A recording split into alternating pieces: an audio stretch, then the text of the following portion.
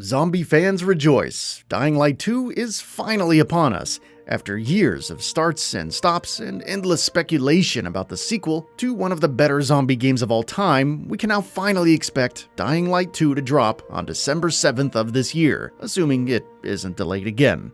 But with how much Techland has been talking about Dying Light 2 and how much information we currently have about the game, it does seem like it's truly about ready to come out of the oven. So even if we do get another delay, it probably won't be a very big one. Before we go ahead, a quick request. We upload new videos every single day, and your subscription matters a lot. So please consider subscribing and enabling all notifications by clicking the bell icon. With that out of the way, let's begin. All that said, with everything we know about Dying Light 2 at this point, there's plenty of reason to think it's not only going to be a worthy successor to the original game in just about every way, but it could also very easily end up being one of the biggest games of the year, if not the biggest.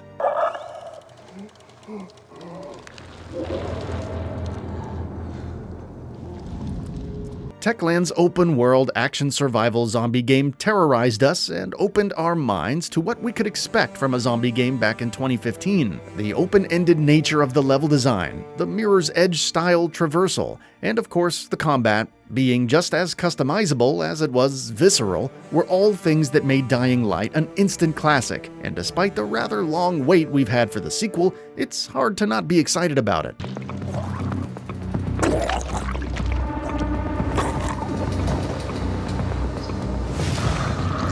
There are a lot of things that make up the Dying Light experience, but one of the bigger ones is obviously the Parkour Traversal. Dying Light 2 is promising to not only bring that back, but effectively double it, with twice the amount of moves you can do as you move about the world. This includes an astounding 3,000 unique animations, which hopefully aren't just visual in nature, but also help the traversal feel more versatile and fluid. With all of the different types of ledges, walls, and other surfaces that you'll be dealing with as you move about, and of course, all of the different angles that you can hit those things at, it makes sense that Techland would want to move the amount of animations up to a much higher degree, but 3,000 does sound like a lot, even in light of that.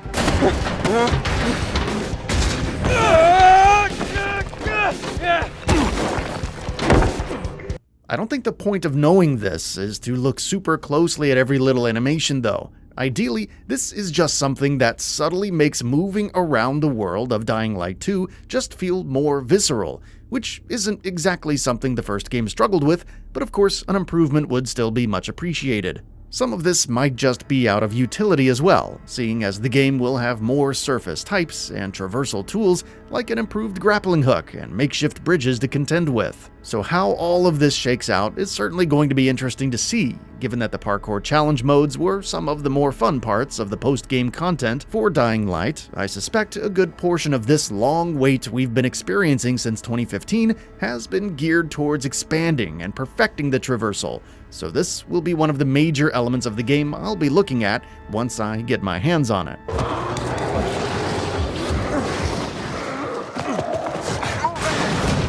Of course, perhaps the more striking element of Dying Light's gameplay was its combat. As one of the few games to really get first-person melee combat right, it did much more than that, and actually had one of the better combat systems of the last generation by adding in a good amount of customization and a satisfying skill tree that always made you feel like you were progressing in a meaningful way.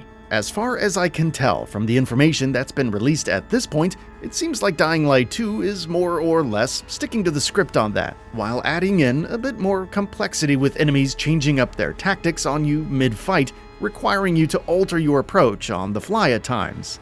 Jump kicks, melee weapons, environmental objects, and projectiles all look outlandishly satisfying to use, and that's mostly because they seem to have taken a conservative approach with modifying the first game's combat, and mostly left it in place.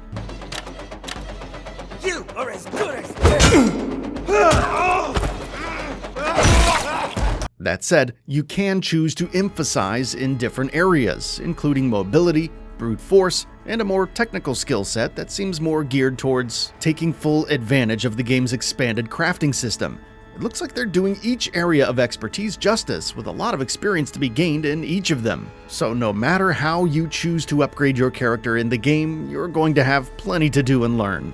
While the story of Dying Light was pretty good all things considered, it still purposefully took a back seat to the traversal and the combat, and was very linear in nature. There's certainly nothing wrong with that, but it does look like Dying Light 2's story has gotten a lot more attention this time around, with branching narrative paths that are chosen by you deciding who to side with among the city's 3 main factions. Depending on which faction you align yourself with, you will have access to different safe zones and different technologies to aid you in other situations, and can also hinder your progress in certain respects. So choosing wisely with who to help and who to screw over is going to be a big part of the experience. There's a lot of them down there. Last but not least, of course, is the zombies themselves. While it's only been about 6 years since the last game came out, within the context of the story, it's actually been closer to 15. So, of course, the zombies that we got used to in the last game have mutated into different things now, and have very different rules in some cases. The basic rules of the day and night cycle are still in place, and that means lesser, weaker enemies are out during the day, while the more imposing creatures come out at night. But within those rules, we're going to see a lot more variety. A larger amount of enemy types, especially at night, will be a sight to behold in Dying Light 2, with enemies that are much stronger and faster than what we're used to from the first game. On top of that, Techland has said that individual enemies will have different sets of AI priorities than enemies do while they're in a group, which might remind you of something a little game called Days Gone tinkered with, as it differentiated individual encounters with freaker hordes.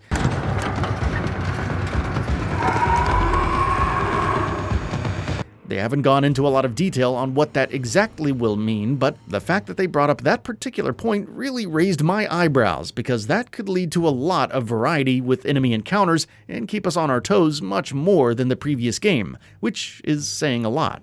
Dying Light 2 is really looking to be a true sequel in every sense of the word. While many sequels these days come out and largely rest on their laurels by rehashing what the last game did, it really looks like Techland is having none of that. Assuming their new game is going to be everything that it's cracking up to be, it does look like it's shaping up to be a real successor to a game that is already great. And that's a recipe for success, if I've ever seen one. That's all for now. If you enjoy what you saw, please hit the like button. And if you're new to the channel, now is a great time to subscribe. We upload brand new videos every single day. After subscribing, don't forget to enable all notifications by clicking the bell icon. Thanks for watching this video, and we'll see you next time, right here on GamingBolt.